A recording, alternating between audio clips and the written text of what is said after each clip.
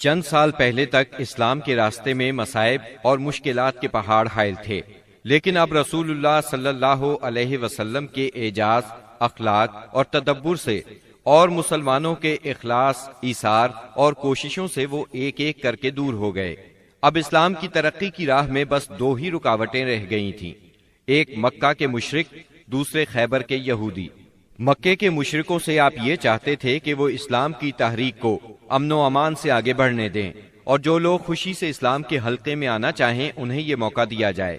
مکہ معظمہ میں غریب اور کمزور مسلمان عورتوں، بچوں اور بے بس مسلمان مردوں کو جو نظر بند کر رکھا ہے انہیں مدینہ منورہ آنے دیا جائے۔ مسلمانوں کو مکہ آنے جانے اور خانہ کعبہ کے طواف اور حج کی آزادی مل جائے۔ دوسری طرف رسول اللہ صلی اللہ علیہ وسلم خیبر کے یہود سے صرف یہ چاہتے تھے کہ وہ اسلام کی طاقت کو تسلیم کر لیں۔ یہ دونوں رکاوٹیں اس سال کے دوران صلح حدیبیہ اور یہود کے مکمل خاتمے سے دور ہو گئیں۔ مہاجرین کو مکہ معظمہ چھوڑے قریباً 6 سال بیت چکے تھے۔ کچھ لوگ کعبے کی زیارت کو بہت ترس رہے تھے اور کچھ اپنے رشتہ داروں سے ملنے کے لیے بے چین تھے۔ دونوں جذبے فطری تھے۔ ہجرت کے مقدس فریضے نے اس فطری جذبے کو دبا دیا تھا۔ ہجرت کے 6 سال مدینہ منورہ میں رسول اللہ صلی اللہ علیہ وسلم کو خواب دکھلایا گیا کہ آپ اور آپ کے صحابہ امن کے ساتھ مسجد حرام میں داخل ہوئے۔ آپ نے خانہ کعبہ کی کنجی لی اور صحابہ کرام سمیت بیت اللہ کا طواف اور عمرہ کیا۔ پھر کچھ لوگوں نے سروں کو منڈوایا اور کچھ نے قصر کروایا۔ آپ نے صحابہ کرام رضی اللہ عنہم کو اس خواب کی اطلاع دی اور یہ بتلایا کہ آپ عمرہ ادا فرمائیں گے، لہٰذا صحابہ کرام بھی سفر کے لیے تیار ہو گئے۔ آپ نے مدینہ کے گرد و پیش کی آبادیوں میں بھی روانگی کا اعلان فرما دیا، لیکن انہوں نے چلنے میں دیر کر دی۔ رسول اللہ صلی اللہ علیہ وسلم پیر کے روز یکم ذی قعد 6 ہجری کو 1400 مہاجرین و انصار کے ساتھ مدینہ منورہ سے روانہ ہوئے اور اپنے ساتھ قربانی کے جانور بھی لیے تاکہ لوگ جان لیں کہ آپ جنگ کے لیے نہیں عمرے کے لیے جا رہے ہیں۔ ذوالحلیفہ پہنچ کر جانوروں کو قلادے پہنائے گئے، ان کی کوہانے چیر کر نشان بنایا اور عمرے کا احرام باندھا۔ نبی صلی اللہ علیہ وسلم نے سفر جاری رکھا۔ عسفان پہنچے تو آپ کو اطلاع دی گئی کہ قریش مسلمانوں کو بیت اللہ سے روکنے اور جنگ کرنے کا تہیہ کیے بیٹھے ہیں۔ انہوں نے ذی طوا میں پڑاؤ ڈال رکھا ہے اور خالد بن ولید کو 200 سواروں کے ساتھ عسفان کے قریب قراء الغمیم بھیج دیا ہے تاکہ وہ مکہ آنے والا راستہ بند رکھیں۔ نیز اپنی مدد کے لیے حلیف قبائل کو بھی جمع کر لیا ہے۔ اس پر رسول اللہ صلی اللہ علیہ وسلم نے صحابہ کرام سے مشورہ کیا کہ کیا کریں۔ یہ حلیف قبائل جو جمع ہوئے ہیں ان کے گھروں پر ہلہ بول دیں یا سیدھے بیت اللہ کا قصد کریں، اور جو روکے اس سے لڑیں۔ سیدنا ابو بکر صدیق رضی اللہ عنہ نے کہا، ہم عمرہ کرنے آئے ہیں، لڑنے نہیں، لہٰذا جو ہمارے اور بیت اللہ کے درمیان رکاوٹ بنے گا ہم اس سے لڑیں گے۔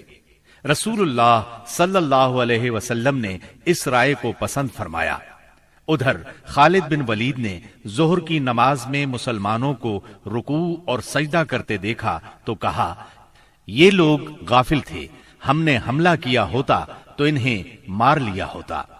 پھر انہوں نے طے کیا کہ عصر کی نماز کے دوران حملہ کریں گے، لیکن اللہ نے ظہر اور عصر کے درمیان صلاۃ خوف یعنی حالت جنگ میں نماز کا حکم نازل فرمایا۔ اس حکم میں وضاحت کی گئی کہ اس حالت میں مسلمان نماز کس طرح ادا کریں۔ اس طرح خالد بن ولید کے ہاتھ سے یہ موقع بھی جاتا رہا۔ پھر رسول اللہ صلی اللہ علیہ وسلم نے اس راستے کو چھوڑ کر ایک دوسرا راستہ اختیار کیا اور مکے سے نیچے داہنے ہاتھ چل کر سنیت المرار پہنچ گئے، جہاں سے حدیبیہ میں اترتے ہیں۔ وہاں پہنچے تو آپ کی اونٹنی بیٹھ گئی۔ لوگوں نے اسے اٹھانے کی کوشش کی تو بھی نہ اٹھی۔ اب لوگوں نے کہا، قصوا اڑ گئی ہے۔ اس پر آپ نے فرمایا، قصوا اڑی نہیں، اور نہ یہ اس کی عادت ہے، بلکہ اسے اس ہستی نے روک رکھا ہے جس نے ہاتھی کو روک دیا تھا۔ پھر آپ نے فرمایا، اللہ کی قسم، یہ لوگ مجھ سے کسی بھی ایسے معاملے کا مطالبہ نہیں کریں گے جس میں اللہ کی حرمتوں کی تعظیم کر رہے ہوں۔ مگر میں اسے ضرور تسلیم کر لوں گا۔ اس کے بعد آپ نے اونٹنی کو ڈانٹا تو وہ اچھل کر کھڑی ہو گئی۔ پھر آپ نے آگے بڑھ کر حدیبیہ میں پڑاؤ ڈالا۔ اس کے بعد بدیل بن ورقہ خزائی خزاعہ کی ایک جماعت کے ساتھ آیا۔ یہ لوگ رسول اللہ صلی اللہ علیہ وسلم کے خیر خواہ تھے۔ اس نے بتایا کہ قریش آپ سے جنگ کرنے اور آپ کو بیت اللہ سے روکنے کا تہیہ کیے بیٹھے ہیں۔ آپ نے اس سے فرمایا، ہم صرف عمرہ کرنے آئے ہیں، لڑائی کے لیے نہیں آئے، اور ہم صلح کے لیے تیار ہیں، لیکن اگر قریش نے لڑائی ہی پر اصرار کیا تو ہم اس وقت تک لڑتے رہیں گے جب تک کہ میرا سر تن سے جدا نہیں ہو جاتا یا اللہ کا حکم نافذ نہیں ہو جاتا۔ بدیل نے واپس پلٹ کر یہ بات قریش کو بتائی۔ انہوں نے مکرز بن حفص کو بھیجا۔ آپ نے اس سے بھی وہی بات کہی جو بدیل سے کہی تھی۔ اس کے بعد قریش نے حلیف قبائل کے سردار حلیس بن القمہ کو بھیجا۔ جب وہ نمودار ہوئے تو رسول اللہ صلی اللہ علیہ وسلم نے فرمایا، یہ شخص ایسی قوم سے تعلق رکھتا ہے جو قربانی کے جانوروں کا بہت احترام کرتی ہے، لہٰذا جانوروں کو کھڑا کر دو۔ صحابہ کرام نے جانوروں کو کھڑا کر دیا اور خود بھی لبیک پکارتے ہوئے اس کا استقبال کیا۔ اس نے یہ حالت دیکھی تو کہا، سبحان اللہ، ان لوگوں کو بیت اللہ سے روکنا ہرگز مناسب نہیں۔ بھلا یہ کیا کہ لخم، جزام اور حمیر کے لوگ تو حج کریں اور عبد المطلب کا بیٹا بیت اللہ سے روک دیا جائے۔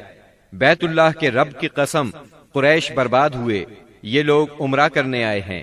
قریش نے یہ بات سنی تو کہا، بیٹھ جاؤ، تم اعرابی ہو، تمہیں چال بازیوں کا علم نہیں۔ اس کے بعد قریش نے عروہ بن مسعود ثقفی کو بھیجا۔ اس نے آ کر بات کی۔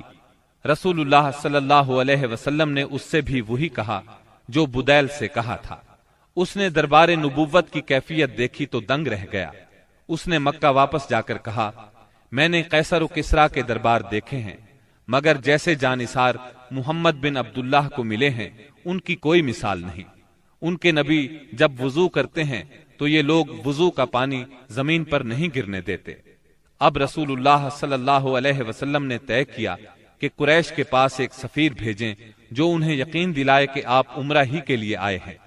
چنانچہ آپ نے سیدنا عثمان بن عفان رضی اللہ عنہ کو روانہ فرمایا اور انہیں یہ حکم بھی دیا کہ وہ مکہ کے کمزور مومن مردوں اور عورتوں کے پاس جا کر انہیں قریب ہی فتح کی بشارت سنائیں اور یہ بتلا دیں کہ اللہ تعالی اپنے دین کو مکہ میں ظاہر اور غالب کرنے والا ہے، یہاں تک کہ کسی کو ایمان چھپانے کی ضرورت نہیں ہوگی۔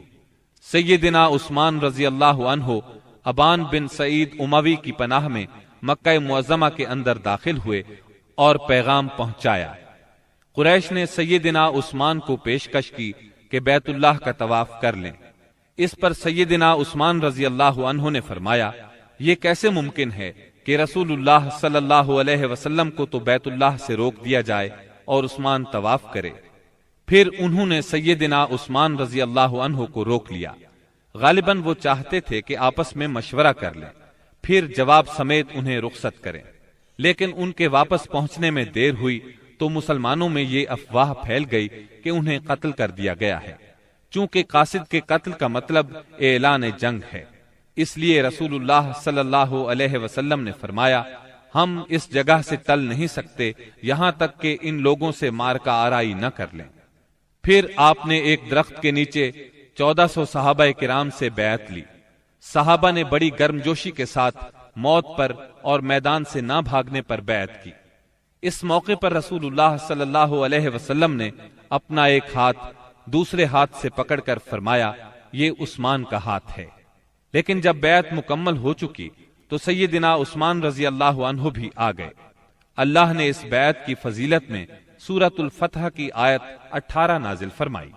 لقد رضي الله عن المؤمنين إذ يبايعونك تحت الشجرة یقیناً اللہ مومنین سے راضی ہوا جب وہ آپ سے درخت کے نیچے بیعت کر رہے تھے، اور یہیں سے اس کا نام بیعت رضوان مشہور ہوا۔ قریش نے اس بیعت کا حال سنا تو ان پر بڑا زبردست رعب طاری ہوا اور انہوں نے صلح کرنے کے لیے سہیل بن عمرو کو بھیجا۔ سہیل بن عمرو نے لمبی گفتگو کی۔ آخر کار یہ شرائط طے ہوئیں۔ نمبر 1، رسول اللہ صلی اللہ علیہ وسلم اس سال مکے میں داخل ہوئے بغیر لوٹ جائیں گے، اگلے سال مکے آئیں گے اور 3 روز قیام کریں گے۔ ان کے ساتھ کوئی ہتھیار نہیں ہوگا، صرف تلواریں ہوں گی، وہ بھی میان کے اندر۔ نمبر 2، فریقین میں 10 سال کے لیے جنگ بند رہے گی۔ نمبر 3، جو شخص محمد صلی اللہ علیہ وسلم کے عہد میں داخل ہونا چاہے داخل ہو سکتا ہے، اور جو قریش کے عہد میں داخل ہونا چاہے داخل ہو سکتا ہے۔ نمبر 4، قریش کا جو آدمی مسلمانوں کی پناہ میں جائے گا مسلمان اسے قریش کے حوالے کر دیں گے، لیکن مسلمانوں کا جو آدمی قریش کی پناہ میں آئے گا قریش اسے واپس نہیں کریں گے۔ نمبر 5، اس کے بعد آپ نے سیدنا علی رضی اللہ عنہ کو بلایا اور املا کرائی کہ لکھو بسم اللہ الرحمن الرحیم۔ اس پر سہیل بن عمرو نے کہا ہم نہیں جانتے کہ رحمان کیا ہے، آپ بسمک اللہم لکھیں۔ رسول اللہ صلی اللہ علیہ وسلم نے انہیں یہی لکھنے کا حکم فرمایا۔ پھر آپ نے املا لکھوائی، یہ وہ بات ہے جس پر محمد رسول اللہ نے مصالحت کی ہے۔ اس پر سہیل نے کہا اگر ہم جانتے کہ آپ اللہ کے رسول ہیں تو آپ کو پھر ہم نہ تو بیت اللہ سے روکتے اور نہ آپ سے جنگ کرتے، لہٰذا آپ محمد بن عبداللہ لکھوائیں۔ آپ نے فرمایا میں اللہ کا رسول ہوں اگرچہ تم جھٹلاؤ۔ پھر آپ نے سیدنا علی رضی اللہ عنہ کو حکم فرمایا لفظ رسول اللہ کو مٹا کر محمد بن عبداللہ لکھیں۔ سیدنا علی رضی اللہ عنہ نے مٹانا گوارا نہ کیا، اس لیے نبی کریم صلی اللہ علیہ وسلم نے خود اپنے دست مبارک سے مٹایا۔ پھر پوری دستاویز کے 2 نسخے لکھے گئے، ایک نسخہ قریش کے لیے، دوسرا مسلمانوں کے لیے۔ صلح نامہ حدیبیہ کی شرائط ظاہر میں بہت سخت تھیں، اسی لیے بعض پرجوش مسلمانوں کو ان کے ماننے میں تأمل ہو رہا تھا، لیکن جب خود رسول اللہ صلی اللہ علیہ وسلم ان کو مان چکے تو پھر انکار کی جرت کون کرتا؟ اور پھر چند ہی دنوں بعد معلوم ہو گیا کہ یہ شرائط اسلام کے حق میں بے حد فائدہ مند تھی۔ ابھی صلح نامہ لکھا جا رہا تھا کہ قریش کے نمائندے سہیل بن عمرو کے صاحبزادے ابو جندل بیڑیاں گھسیٹتے آ پہنچے۔ سہیل نے ان کی واپسی کا مطالبہ کر دیا۔ نبی کریم صلی اللہ علیہ وسلم نے فرمایا ابھی تو تحریر مکمل بھی نہیں ہوئی۔ اس پر سہیل نے کہا تب میں آپ سے صلح ہی نہیں کرتا۔ آپ نے فرمایا اچھا تم اسے میری خاطر چھوڑ دو۔ اس نے کہا یہ بھی نہیں ہو سکتا۔ پھر سہیل نے ابو جندل کو مارا۔ ابو جندل نے چیخ کر کہا مسلمانوں کیا میں مشرکین کی طرف واپس کیا جاؤں گا کہ وہ مجھے میرے دین سے فتنے میں ڈالیں؟ اس پر اللہ کے رسول صلی اللہ علیہ وسلم نے فرمایا صبر کرو اور ثواب کا باعث سمجھو، اللہ تمہارے لیے اور تمہارے علاوہ جو دوسرے کمزور مسلمان ہیں ان سب کے لیے کشادگی اور پناہ کی جگہ بنائے گا۔ ہم نے مشرکین سے صلح کر لی ہے اور ہم نے ان کو اور انہوں نے ہم کو اس پر اللہ کا عہد دے رکھا ہے، اس لیے ہم بدعہدی نہیں کر سکتے۔ اس صلح کا اثر اسلامی دعوت کی رفتار پر بہت اچھا ہوا۔ عام عرب سے ملنے اور انہیں اللہ کی دعوت دینے کا موقع مسلمانوں کے ہاتھ لگا، چنانچہ لوگ بکثرت اسلام میں داخل ہوئے اور صرف 2 سال میں مسلمانوں کی تعداد اتنی ہو گئی کہ 19 برسوں میں نہیں ہوئی تھی۔